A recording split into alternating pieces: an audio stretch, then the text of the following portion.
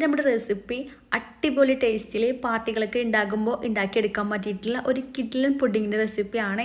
അപ്പോൾ ഇതെങ്ങനെ ഉണ്ടാക്കിയെടുക്കാൻ നോക്കാം. അതിന് മുന്നായിട്ട് ഈ ചാനൽ ആദ്യം നിങ്ങൾ കാണുന്നുണ്ടെങ്കിൽ നിങ്ങൾക്ക് ഇഷ്ടമായെന്നുണ്ടെങ്കിൽ പ്ലീസ് ഒന്ന് സബ്സ്ക്രൈബ് ചെയ്ത് സപ്പോർട്ട് ചെയ്യണേ. അപ്പോൾ ആദ്യം തന്നെ ഒരു പാത്രം എടുത്തിട്ടുണ്ട്. ഇതിലേക്ക് 1 കപ്പ് വെള്ളം ചേർത്ത് കൊടുക്കാം. 250 ml കപ്പിലാണ് എടുത്തിട്ടുള്ളത്.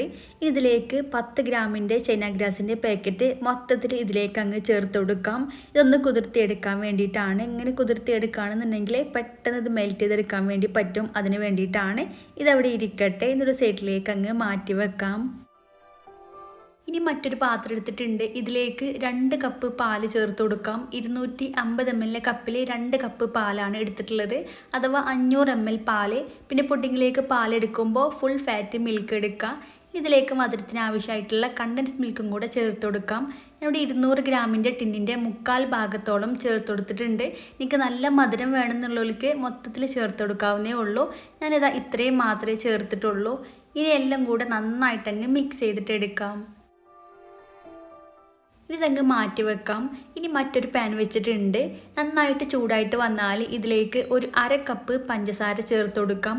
പഞ്ചസാര ചേർക്കുമ്പോൾ ഇതുപോലെ നിരത്തിയിട്ടങ്ങ് ഇട്ട് കൊടുക്കാം. ക്യാരമൽ ചെയ്തെടുക്കാൻ വേണ്ടിയിട്ടാണ്. പിന്നെ ഹൈ ഫ്ലെയിമിലേക്ക് ആക്കി കൊടുക്കുക, എന്നാൽ പെട്ടെന്ന് ക്യാരമലായിട്ട് കിട്ടും. നിങ്ങൾ നോൺ സ്റ്റിക്കിൻ്റെ പാനെല്ലാം എടുക്കണമെന്നുണ്ടെങ്കിൽ ലോ ഫ്ലെയിമിലിട്ടിട്ട് ചെയ്താൽ മതിയാകും. ഇതുപോലെ സൈഡൊക്കെ നന്നായിട്ട് മെൽറ്റായി തുടങ്ങുമ്പോൾ ഏറ്റവും ലോ ഫ്ലെയിമിലേക്ക് ആക്കി കൊടുക്കുക. എന്നിട്ട് നല്ല പോലെ മിക്സ് ചെയ്തിട്ട് എടുക്കാം.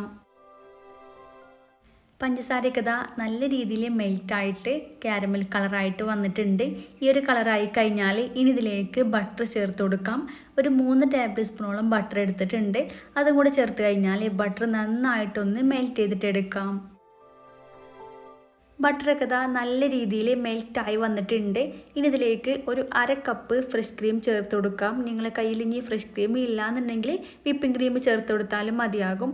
ഇനി എല്ലാം കൂടെ നന്നായിട്ടങ്ങ് മിക്സ് ചെയ്ത് യോജിപ്പിച്ചെടുക്കാം. ഇതിവിടെ നല്ല രീതിയിൽ മിക്സ് ആയിട്ട് കിട്ടിയിട്ടുണ്ട്. ഇതുപോലെ ആയിക്കഴിഞ്ഞാൽ മതിയാകും. ക്യാരമൽ സോസ് റെഡി ആയിട്ടുണ്ട്. ഇതൊരു സൈഡിലേക്ക് അങ്ങ് മാറ്റി വെക്കാം. ഇനി നേരത്തെ മിക്സ് ചെയ്ത് വെച്ചിട്ടുള്ള പാലും കണ്ടൻസ് മിൽക്കും കൂടെ നന്നായിട്ടൊന്ന് തിളപ്പിച്ചെടുക്കാം. നന്നായിട്ട് തിളച്ച് വരുന്ന സമയം കൊണ്ട് തന്നെ ഇതിലേക്ക് വേണ്ടിയിട്ടുള്ള ചൈന ഗ്രാസും കൂടെ ഒന്ന് മെൽറ്റ് ചെയ്തിട്ട് എടുക്കാം. മറ്റൊരു അടുപ്പിലേക്ക് മാറ്റിയിട്ടുണ്ട്. നന്നായിട്ടൊന്ന് മെൽറ്റായിട്ട് വരട്ടെ. നമ്മൾ കുതിർത്തിയെടുത്തുകൊണ്ട് തന്നെ ചൈന ഗ്രാസ് ഇതുപോലെ പെട്ടെന്ന് തന്നെ മെൽറ്റായിട്ട് കിട്ടും. ഇതുപോലെ മെൽറ്റായി കഴിഞ്ഞാൽ ഇനി ഇത് ആ ഒരു തിളച്ചുകൊണ്ടിരിക്കുന്ന പാലിലേക്ക് ചേർത്ത് കൊടുക്കാം. പാൽ നന്നായിട്ട് തിളച്ച് കഴിഞ്ഞാൽ ഏറ്റവും ലോ ഫ്ലെയിമിലേക്ക് ആക്കി കൊടുക്കുക. എന്നിട്ട് വേണം ഈ ഒരു ചൈന ഗ്രാസ് ചേർക്കാനായിട്ട്. എന്നിട്ട് നല്ല പോലെ മിക്സ് ചെയ്ത് കൊടുക്കുക. പിന്നെ ഇത് ഒത്തിരി ഹൈ ഫ്ലെയിമിലിട്ട് ചേർക്കുകയാണെന്നുണ്ടെങ്കിൽ ചിലപ്പോൾ പാല് പിരിഞ്ഞിട്ട് പോകും. ഇനി കൈ വെക്കാതെ നല്ല പോലെ മിക്സ് ചെയ്ത് കൊടുക്കുക.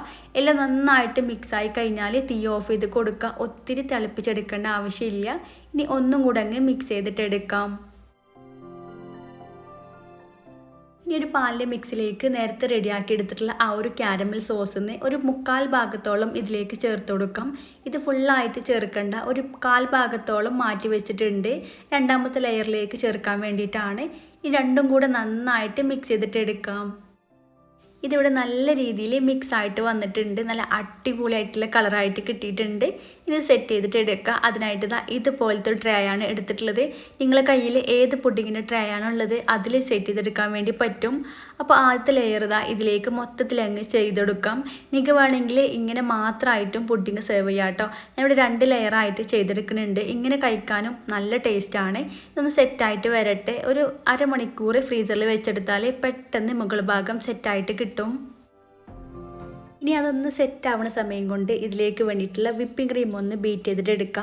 അതിനായിട്ട് ഇതൊരു ബൗളിലേക്ക് ഒരു 1/4 കപ്പ് വിപ്പിംഗ് ക്രീം ചേർത്ത് കൊടുക്കാം. നിങ്ങളെ കയ്യിൽ വിപ്പിംഗ് ക്രീം ഇല്ലാന്നുണ്ടെങ്കിൽ ഫ്രഷ് ക്രീം എടുത്താലും മതിയാകും. നന്നായിട്ടൊന്ന് ബീറ്റ് ചെയ്തിട്ട് എടുക്കാം. ഇതിവിടെ നന്നായിട്ട് ബീറ്റായി വന്നിട്ടുണ്ട്.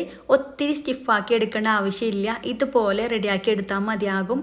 ഇനി ഇതിലേക്ക് നേരത്തെ മാറ്റി വെച്ചിട്ടുള്ള ആ ഒരു ക്യാരമൽ സോസ് ഉണ്ടല്ലോ, അത് മൊത്തത്തിൽ ഇതിലേക്ക് അങ്ങ് ചേർത്ത് കൊടുക്കാം. എന്നിട്ട് നന്നായിട്ട് ഒന്നും കൂടെ അങ്ങ് ബീറ്റ് ചെയ്ത് മിക്സ് ആക്കി എടുക്കാം. നല്ല പോലെ മിക്സ് ആയിട്ട് വന്നിട്ടുണ്ട്. ഇതാ ഈ ഒരു തിക്നെസ്സിലാണ് കേട്ടോ വേണ്ടത്. ഒത്തിരി കട്ടിയാക്കി സ്റ്റിഫാക്കി എടുക്കണ്ട, ഇതുപോലെ റെഡിയാക്കി എടുത്താൽ മതിയാകും. പുഡിങ്ങിലേക്ക് ആയതുകൊണ്ട് തന്നെ കുറച്ച് സോഫ്റ്റ് ആയിട്ടാണ് വേണ്ടത്. ഈ ഒരു സമയം കൊണ്ട് തന്നെ നേരത്തെ റെഡിയാക്കി എടുത്തിട്ടുള്ള ആ ഒരു പുഡിങ് നന്നായിട്ട് സെറ്റായി വന്നിട്ടുണ്ട്.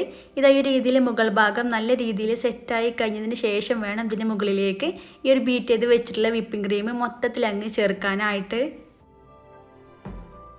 ഇനി സ്പാച്ചിൽ വെച്ചിട്ട് എല്ലായിടത്തേക്കും ഈക്വലായിട്ട് അങ്ങ് സ്പ്രെഡ് ചെയ്തിട്ട് എടുക്കുക. ഇതുപോലെ ഒന്ന് സ്പ്രെഡാക്കി എടുത്തിട്ടുണ്ട്. ഇനി ഇതിന് മുകളിൽ ഇഷ്ടമുള്ള രീതിയിൽ ഡെക്കറേറ്റ് ചെയ്തിട്ട് എടുക്കുക. ഞാനിതാ കുറച്ച് ഡാർക്ക് കോമ്പൗണ്ട് കുറച്ചൊന്ന് മെൽറ്റ് ചെയ്തെടുത്തിട്ടുണ്ട്. വിപ്പിംഗ് ക്രീമിലോ അല്ലെങ്കിൽ ഫ്രഷ് ക്രീമിലോ കുറച്ച് ഒന്ന് മെൽറ്റ് ചെയ്തിട്ട് എടുക്കുക. എന്നിട്ട് ഇതുപോലെ ഡിസൈൻ ചെയ്തെടുക്കാൻ വേണ്ടിയിട്ടാണ്. നിങ്ങളുടെ കയ്യിൽ ഇനി ഡാർക്ക് കോമ്പൗണ്ട് ഇല്ലെങ്കിൽ നട്ട്സ് വെച്ചിട്ടും ഡെക്കറേഷൻ കൊടുക്കുക കേട്ടോ. അല്ലാന്നുണ്ടെങ്കിൽ ആ ഒരു ക്യാരമൽ സോസ് വെച്ചിട്ടും ചെയ്തിട്ട് എടുക്കുക. അതൊക്കെ നിങ്ങളുടെ ഇഷ്ടത്തിനനുസരിച്ച് ചെയ്യാവുന്നേ ഉള്ളൂ. ഇതുപോലൊരു ഡിസൈനാണ് ഞാനിവിടെ ചെയ്തെടുക്കുന്നത്.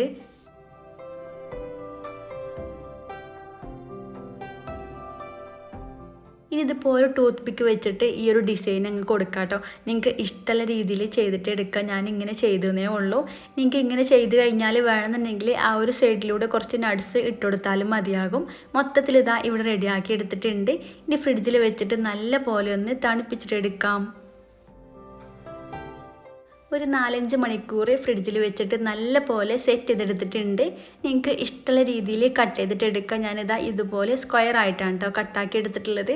ഈ ഒരു ക്യാരമൽ സോസും അതുപോലെ വിപ്പിംഗ് ക്രീമൊക്കെ വരുന്നുണ്ടെങ്കിൽ നല്ല ടേസ്റ്റാണ് കഴിക്കാനായിട്ട്. എല്ലാവരും ഒന്ന് ട്രൈ ചെയ്ത് നോക്കുക. ഉറപ്പായിട്ടും നിങ്ങൾക്ക് ഇഷ്ടമാവും. ഇഷ്ടമായെന്നുണ്ടെങ്കിൽ ലൈക്ക് ചെയ്യുക. ഫ്രണ്ട്സിനും ഫാമിലിക്കും ഷെയർ ചെയ്ത് കൊടുക്കുക. വീണ്ടും അടിപൊളിയായിട്ടുള്ള റെസിപ്പി ആയിട്ട് കാണാം. താങ്ക്